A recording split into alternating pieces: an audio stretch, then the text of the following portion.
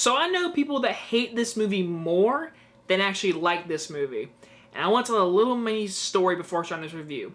So when this movie came out, I was 4 years old, so I don't really remember this movie. I wasn't even probably go see it in theaters. But my dad had a friend that was really excited for this movie. And it was like in the summertime, he was talking about some of this, my dad. My dad's friend just really wanted to see this movie. Unfortunately, my dad's friend passed away before this movie came out. So every time this movie comes on, my dad has to think about what happened and everything and watch this movie. And he appreciates this movie just a little bit more because of that. So with me growing up with that, I am a little biased toward this movie because I do resonate with this movie more. So if I'm more happy toward this movie, that is why, and I hope you guys understand. War of the Worlds. The summer of 2005 brought us Steven Spielberg and a lot of just bright whites. Yep, Janusz Kaminski, the cinematography, said, we're bringing it back and we're making it even brighter. Just like AI in Minority Report and a little bit in Catch Me If You Can, Spielberg, and I guess he wanted white to just pop out in this movie. This movie stars Tom Cruise and is a dad who is trying to save his family from an alien invasion after they are attacked, and he's trying to get to Boston to get them home before the end of the earth is upon them. This movie has a lot of opinions to it, and you know, I watched it tonight with my mom, and we both sat there and agreed. Act 1 is an awesome alien invasion, big time blockbuster. Act 2, we get to see humanity become dark, disgusting, entertaining, and just criminally underrated middle act of this movie.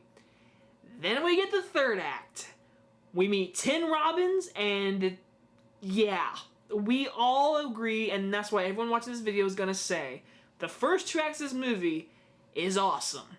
Best alien movie, honestly, top 10. Then you get Act 3, and you're just like, what happened? And what is up with this disease, and that is what happened? So let's just go ahead and start from the beginning. Spielberg's direction, no matter what the third act is, Spielberg made an awesome, big budget action alien movie. He did. And it's awesome. I watched it with surround sound, 4K, HD, all of it tonight. The movie, if I wish I could watch this movie in theaters, because it just feels like a movie theater kind of movie. And like I said, that first act, when those aliens rise up and that famous horn, that creepy horn noise of these aliens rising up from that, a creepy sound design of that lightning. The sound design is criminally underrated. It is amazing, and I forget if it's won. I know it was nominated for an Oscar for sound design. I don't know if it won.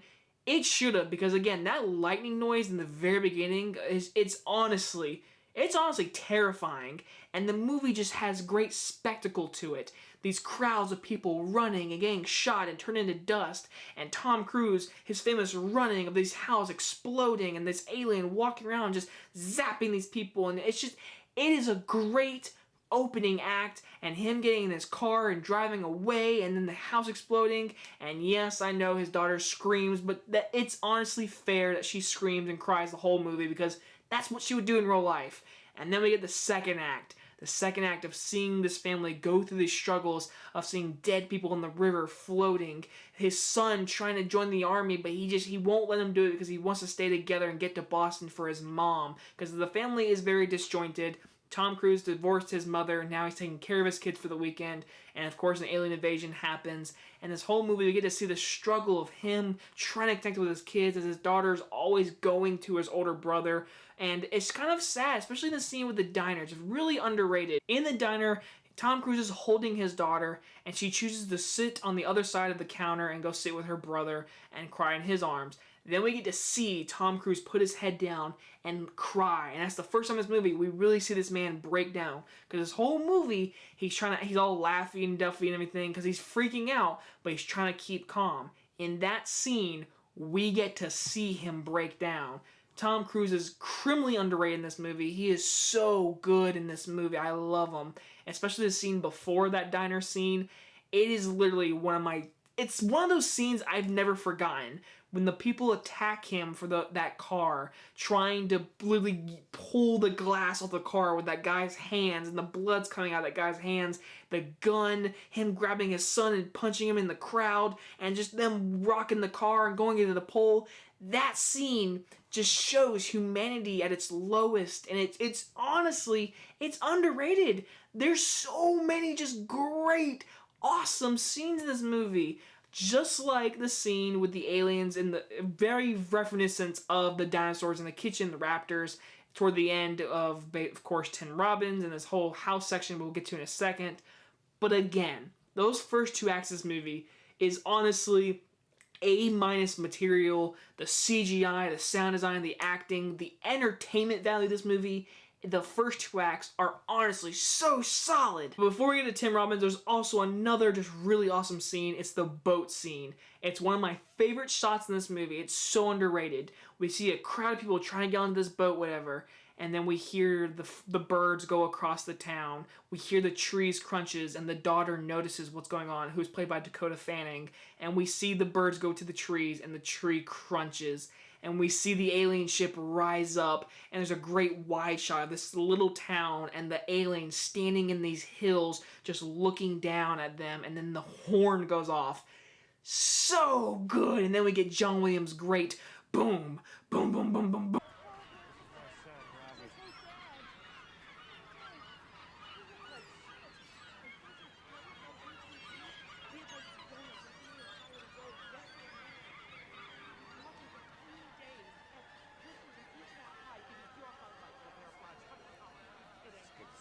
Trees are funny.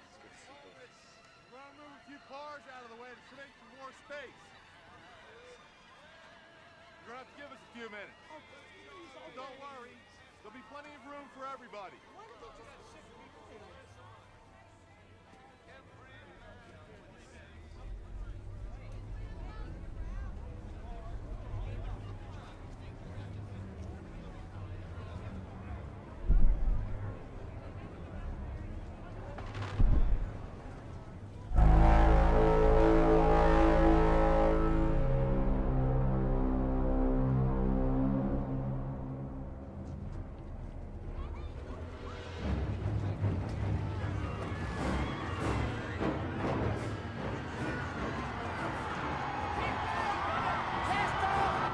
It's such a great scene. I love it. Again, this movie has just fantastic scenes. And then we get Tim Robbins. So basically after the young teenage son who Robbie basically runs into fire, and then we don't see him for the rest of the movie till the very end, Tom Cruise and Dakota Fanning go into this basement with Tim Robbins, who is just this psycho guy who's just basically wanting to like rise up and defeat the aliens, and he thinks he can do it with his little shotgun.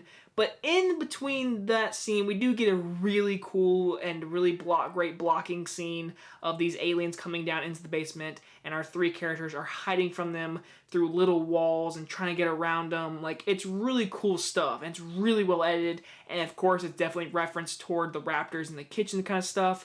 Besides that scene, it feels like a whole new movie. Like, it's like, what happened here? And then once they leave this basement, we see Tom Cruise defeat one of the alien ships, which actually is a cool scene. And then we learn that the aliens are dying from our diseases. And I do have to admit, it's a neat concept, but it felt so rushed. Like, I mean, right when they get to Boston, they find out the shields are down, which is a really cool scene, how he notices, he says, the birds are on the ship, and that's what makes the army shoot them down. And then we learn from narration at the very end of this movie from Morgan Freeman, he tells us, hey, humankind, we have diseases that the aliens just couldn't handle, because right when they came here, they were exposed to it, and they couldn't handle our cold, basically. And then the movie ends. Just like that. Yep, the movie is over. The ending is so rushed and just different from the first 2 acts that it doesn't mesh well to this movie, because this movie has so many great scenes, but the story just leads to just and that's all I gotta say about it. But overall, the movie's 1000% watchable. It's so entertaining and so well acted and crafted by Spielberg. The sound design, just the spectacle of this movie, it's definitely one of those movies where if it's on TV, I could 1000% watch it. I'm gonna give War of the Worlds a B. I do recommend this movie, and I do recommend the 4K. Watch it on 4K. It definitely adds more to it, helps the color out a little bit, but I'll tell you this, the 4K with the whites, still just the whites, man. Toward the very beginning of this movie, it is just too damn bright. And now, with that, my next review will be Munich. I will be reviewing that tomorrow, guys. Hope you guys enjoyed this review, and I'll see you guys in the next one. Bye-bye, everyone.